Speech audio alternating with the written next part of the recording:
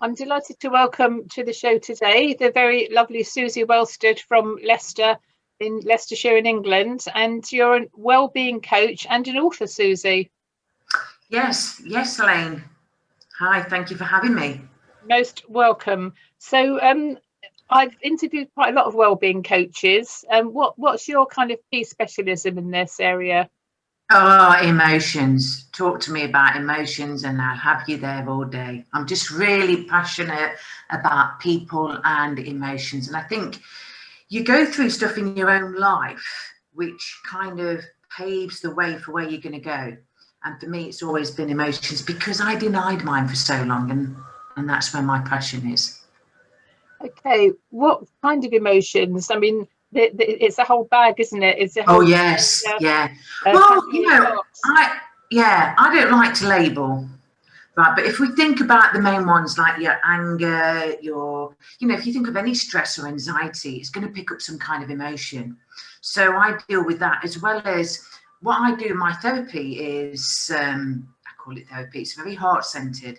So say you came to me with stress and you were feeling anger, I'd take you back into your heart and bring you to your heart center so that you know what to do next time you come across it. So emotions, lots of emotions, lots of labels, but I just like to see you.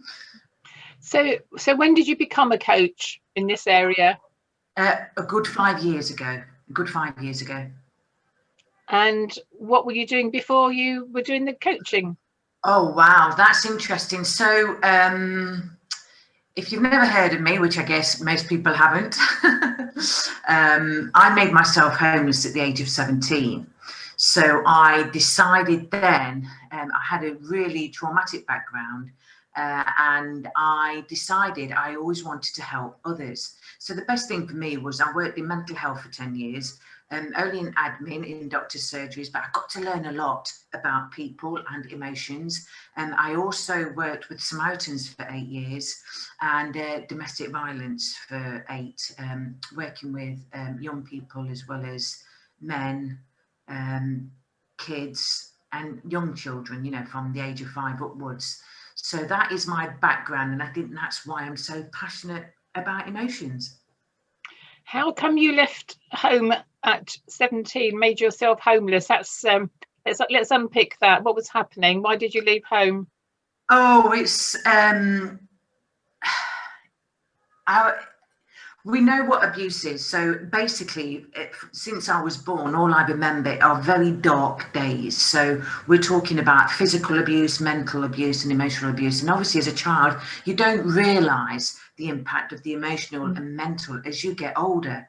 So for me, I was just fed up to the point of, I'm 17, I'm still getting beat up by my mum, and we'd like to think we all come from a loving family. Unfortunately, there's a lot of dysfunctional families out there, but she did the best that she could. I don't know what patterns she had. She never communicated much in the way of her feelings, like we've never been showing. So for me, it was like, I can't do this no more. I need to be me. I wasn't allowed to be me as a child, or I couldn't be or have anything that I wanted. So I thought, what was the point, And that's the story of me making myself homeless. So where did you go?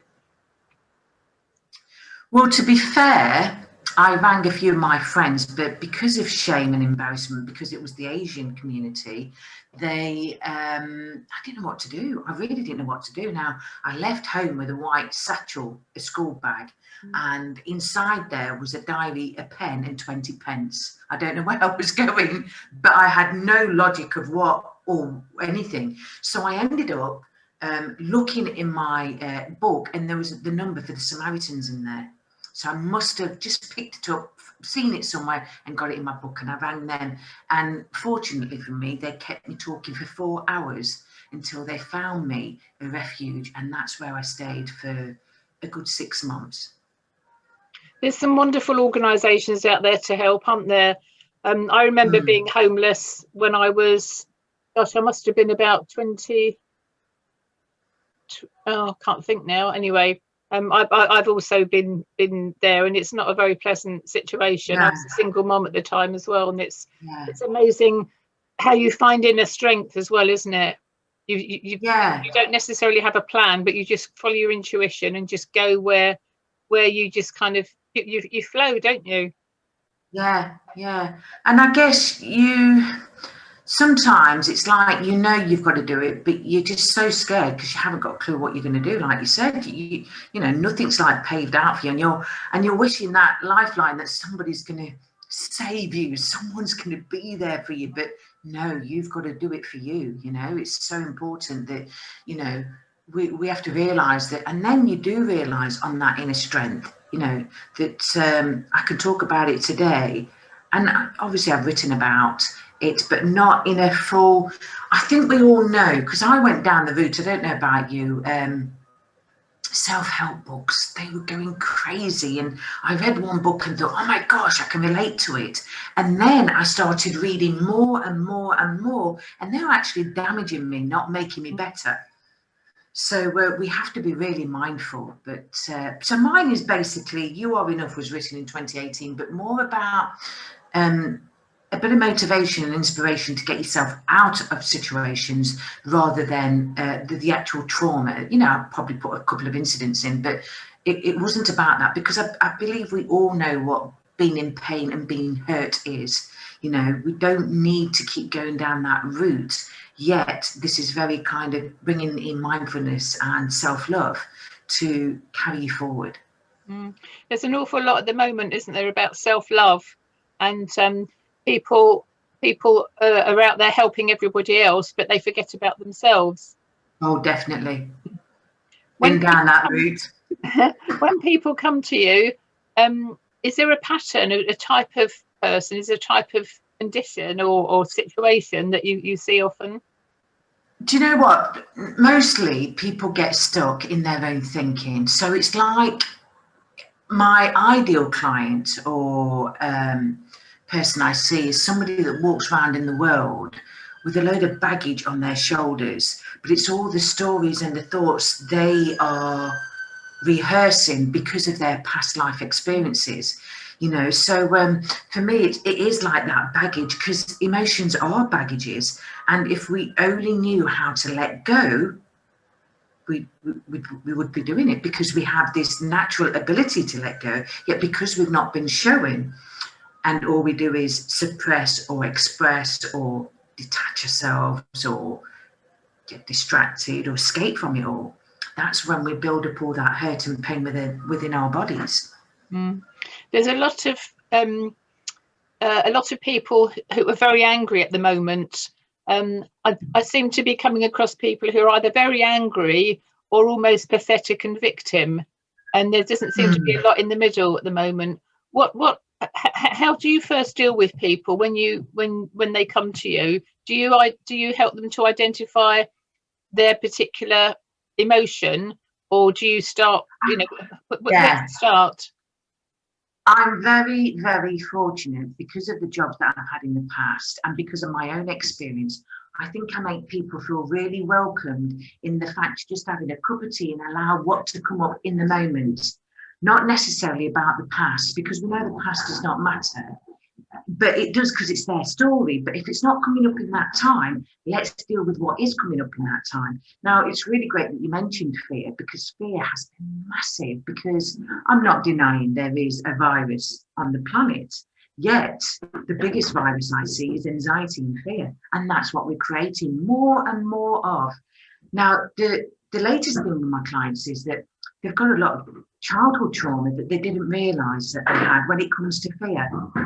And then they're realising that fear is now coming into today without even, you're dealing with it as a child, when in retrospect, it was never unfolded then. So I think that's the beauty of what I do, that in a conversation, we can get to that place of, okay, so what are you fearful of? And when it's anxiety and it's the thoughts, I try and get them into their body so they're not so much in there, because I don't want them to keep activating those thoughts. I want them to be present in the now and focus on where they are and what we can do to move forward.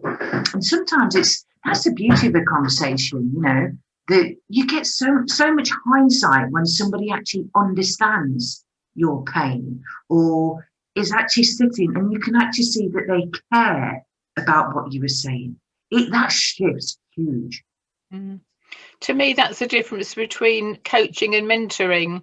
So when somebody can see it and has experienced what you're going through, as opposed to a coach as such. That's why I don't call myself a coach. I call myself a mentor, because I've usually been through whatever it is. I'm in my 60s now. There's not very much I haven't been through over the years. And there's always something that you can identify with the person, and which, packaged up today, it's called empathy. So although I'm very direct and forthright, I have empathy with the people who are asking me to help them reverse cancer or other health conditions that I help people with. So as you say, empathy is really, really good. So you wrote this book called You Are Enough. Yeah. So 2018 you wrote it. You published it then, did you? Yes, in 2018 I wrote it, I published it, I got it published. I worked with a coach in America, and she said to me, "You've got a story inside of you." And I thought, oh gosh, okay. So I was not pushed. It was brilliant, actually. It's quick and easy, and it had to be out, because we've got so many books within ourselves, and we have to have that belief and trust in ourselves to know that just get it out there. Somebody's going to be able to relate. Somebody's going to be able to, I've never been about likes or loves or people sharing your stuff. It's about you making a difference. Even if it's one person at the bus stop, you've got them to smile or say something. Is that not enough? Just the smallest of, sentiments. And I always remind people about the kindness they have in their eyes. And when they talk, their smile, and they take these simple beauties, and we take it for granted, don't we, that we have such, we have, there's beauty all around us and within us as well, but the trouble is the world is such a fast-paced environment. We kind of get hurried along, and we don't kind of stop and smell the roses, as is said. So every day, I think that's one of the benefits of the nonsense that's been happening in the last year, that people have had time to sit and listen, sit and be with themselves. But equally, for some people, that has actually escalated the anxiety because of the fear factor and the constant nonsense that's in the mainstream everything, which is not, we know it's all been manipulated, and the numbers are not what they say. So they've exacerbated the fear, and people who are fearful and anxious anyway, for them it's been half as double as bad as some people. And there's so much truth in what you're saying there, Elaine, because I noticed it in my husband. And the first lockdown, you just had to take it. It happened. And I was doing a lot of self-care stuff at that time, telling people 10 minutes, focus on yourself. It's really important. And then when the second lockdown came, I could see him getting a bit edgy, and I said, switch up the news and stop watching it. Right?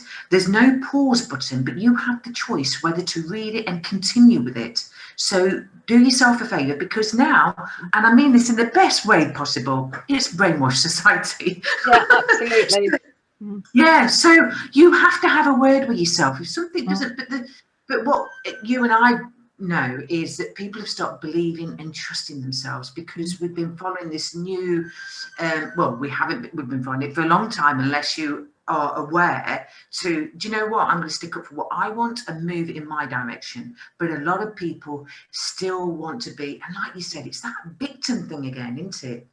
Putting yourself in a victim's pair of shoes, instead of thinking, oh my gosh, I got through all of that and now I can empower. Wow, let's shift that narrative. I spoke to a lady a few months ago, and part of the work I do, I've specialised in behavioural profiling for a number of years, so I can tell from somebody's behavioural pattern what the likelihood is of them suffering from various different health conditions, how confident they are, how much tension they're under, etc., etc. So one lady recently, she's been coming to me now, telephones and what have we, for 3 or 4 years. She had a cancer diagnosis, so we've dealt with that. She's fine now on the cancer, but she's still got this high level of anxiety. So when I did the profile, I said, "So when did you decide to be anxious?" Her profile is not how she comes across.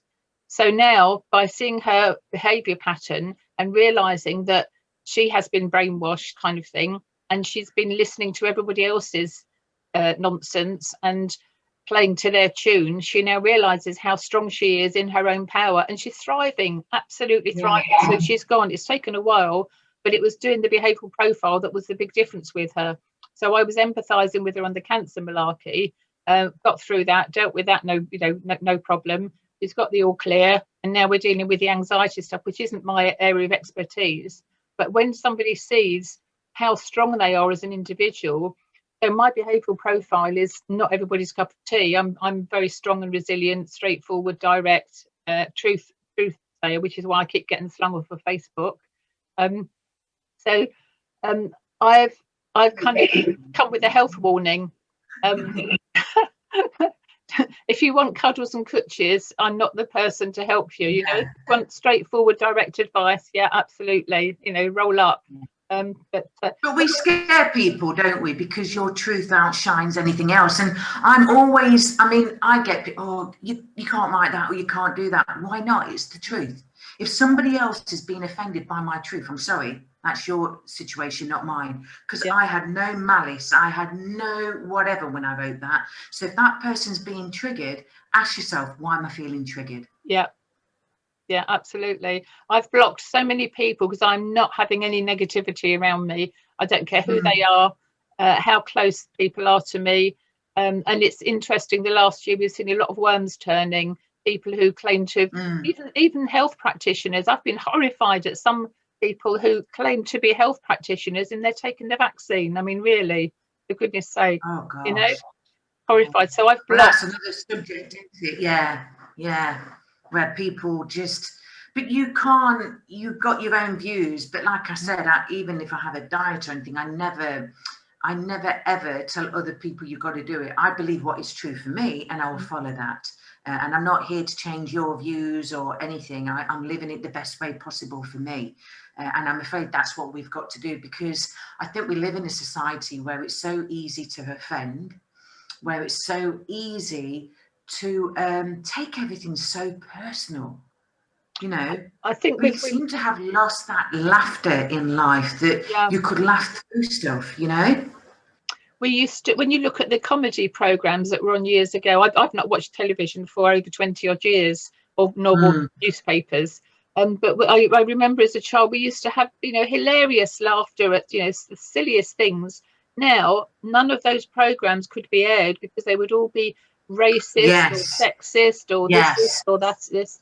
And we've bred a generation, society's bred a generation of, what's he called?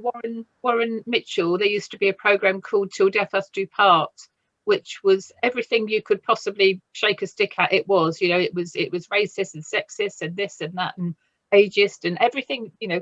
But that's what the humour was in those days, and people would laugh with them. You know, there would be kinds of nationalities, and they'd be wouldn't be laughing. People wouldn't take offence that they were being laughed at. They would, you know, partake in it. But we've lost that, as you say. We have lost that. But if people are getting offended and taking it personal, you know, find that strength within you to create something to stop that in others, because there must be others feeling the same. You know, we've got this great, you know, if you weren't so stuck in the world, in the outside world, what could you create today? The power that you have. If you ignored everything, you know that you're going to live and breathe. But the thing is you and I know, I'm a big fan of mindfulness and emotional fitness, purely for the fact I believe they have to be done daily, but daily as normal, because it's normal for us. Yet we've never been taught that, so we have to practice mindfulness. It's a way of life. You know, same as emotional fitness, it's a way of life that, you know what, it takes 90 seconds for this anger to disappear. Why am I holding on to these stories and these memories? Because that's what's holding all that energy. That's got the biggest power over you, you know? What tools do you use? Do you have any sort of techniques, or is it something that you've created that helps? So That's why I was talking about letting go, because letting go is, we have this natural ability to let go, yet we hold on, we hang on as if we need it for dear life to save us. So basically, when I've been doing these classrooms online, so I get people to come with whatever emotion they're feeling in that moment. So the first thing is, be aware of what that emotion is and bring it with you. Second is to allow yourself to feel the sensation. I don't want to activate your mind and your thoughts. I want you to be in your body and feel that sensation. Once you get to that sensation, I want you to allow it just to be, without judging it, without criticizing it. Just let it be what it is. And then just allow yourself to release whatever's coming up for you. Sometimes there's tears, sometimes there's yawning, sometimes there's, you know, whatever's coming up for you, it's a safe space for you to do that. There's a lot of benefits for letting go. Forgiveness, for example, a lot of people, you know, they have this kind of anger and revenge, and that eats away at them, and then it builds and it builds and it builds to the point where they can't see anything, and everything is to do with revenge and evilness and nastiness. And that you know, when they're finger pointing, people don't realize that when you're pointing the finger, so if you're pointing the finger at somebody, it upsets them. When I see people talking like this, you know, that's a sign that they've got issues, because there's 3 fingers pointing back at them for every finger that they're pointing out at other people. And as you say, it's a reflection of what it is that's triggering them, you know, and it's recognizing that, isn't it, that there is a trigger. Yeah, and I do believe at the minute that more and more people are becoming aware, because we've never had so much time to ourselves. So it's either driving you down the pitfall that you're ending your life. On another part, it's not a breakdown, it's a breakthrough. Yet people can't see that, and they're quite still, over in England, I believe, still hold themselves back from reaching out for that support. Reaching out for help is nothing to do with pride. If you are down in the dumps, ring somebody, pick that phone up. You know, and we still don't do that. We use this text like nobody's business. No, pick the phone up, use that voice. Oh, no, they might be busy. I'm not bothered. Pick up the phone and ask for help. And that is still one of the hardest things to do for people. We all suffer pain, we all suffer hurt, yet we don't know how to comfort one another. I think it's something to do with the British Reserve. You know, we were brought up going back into Victorian days. You know, I remember as a child, you know, you only speak when you're spoken to. You know, is put up, shut up. You know, get on with it, stop mithering, that sort of thing. So it really depends on the sort of upbringing that you've had. So today's generation, or generations in between, say my grandchildren and me, we've kind of society has bred these snowflakes. I was saying about Warren Mitchell earlier on with the programme that we used to laugh at till death us do part. There's a meme that came round recently, and it was Warren Mitchell saying something like, good morning, snowflake, what is going to upset you today? You know, and that's the kind of society we've now got. You can't say anything for fear of upsetting somebody somewhere along the line. So as a result, we don't say anything, and it's going back to Victoria. I mean, we're going back over 100 years now in some ways of our life, which is not so good, I don't think. If you've not used this time to grow and expand and use that awareness, you know, just in that alone, it is amazing, because that is what we are at the end of the day. And I know for a lot of people, it's difficult to say that, but you are awareness. You know, I've not, as you know, we've not took no notes, we've not done anything. We've just come on having a great conversation, because I'm allowing whatever needs to come up, because it's the truth. And when it's the truth, we have these beautiful conversations without this negativity, or, you know, I'm going to push back, or they shouldn't have done this, because it's not about that. It's about putting your truth across in the best way possible. And if we use the mind in such a logical way of overthinking and driving ourselves crazy, if we just see the pictures of the world rather than anything else. And yes, yeah, there could be sadness, there is hurt, there is that anger, like you said, but you can transform that. There's always an opposite to each one. It's if you dare yourself to go, because a lot of people don't want to go to their emotions. They'd rather, I mean, look at it at the minute, eating disorders up, suicide is up, binge watching TV, porn, everything is up, but nobody's taking responsibility. This self-responsibility is huge.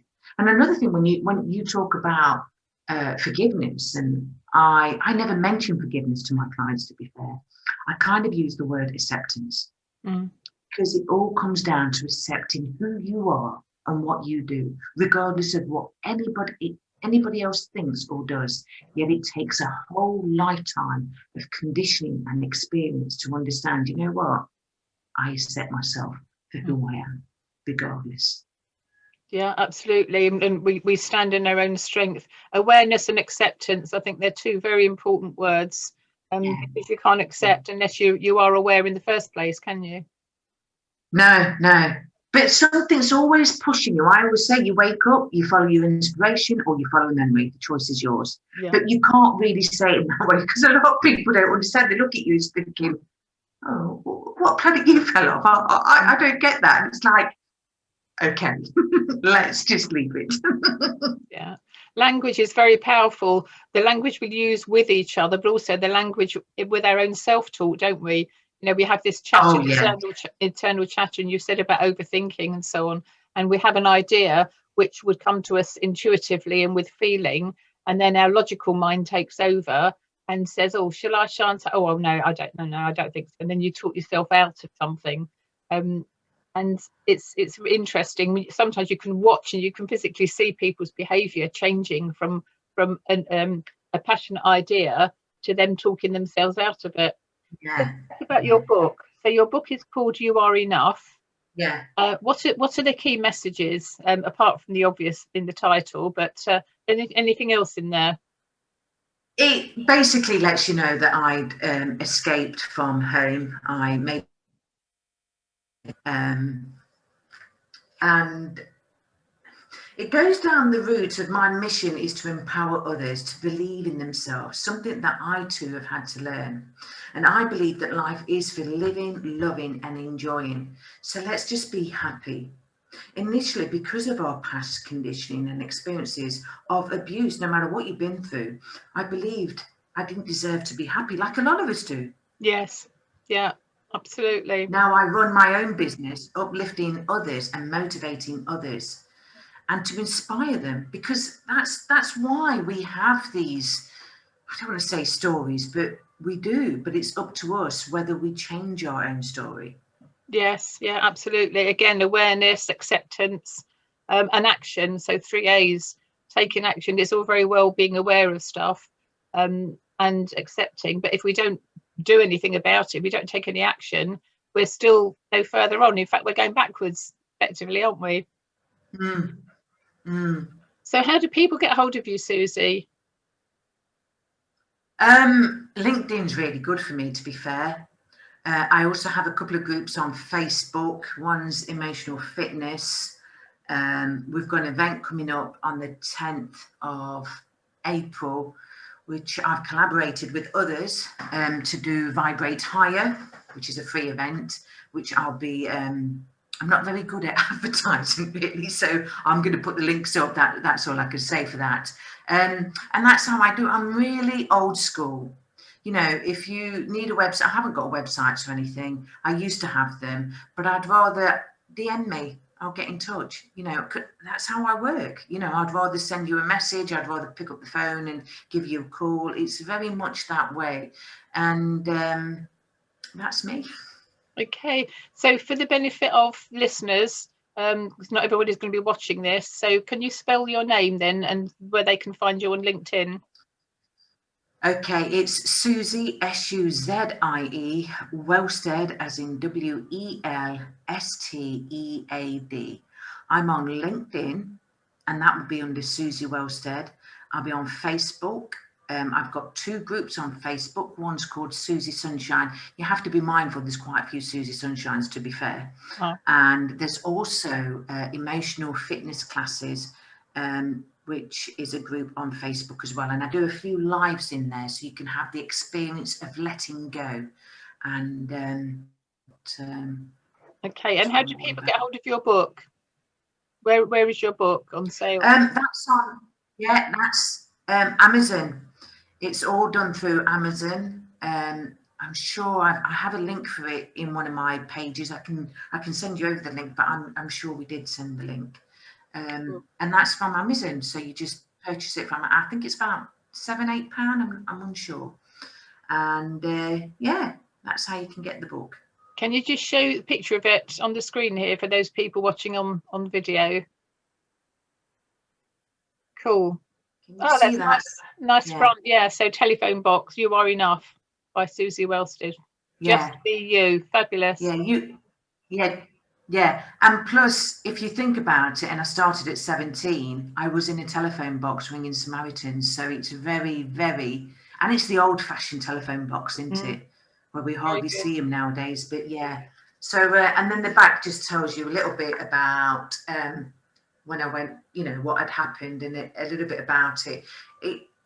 I know when I first brought it out, a lot of people interviewed me, and I did a lot of podcasts for people, and they were saying that we can tell you've been through something, Suzie, but you don't actually talk about it. And it's like, you've got a couple of examples in there. Do we really need to go down that route?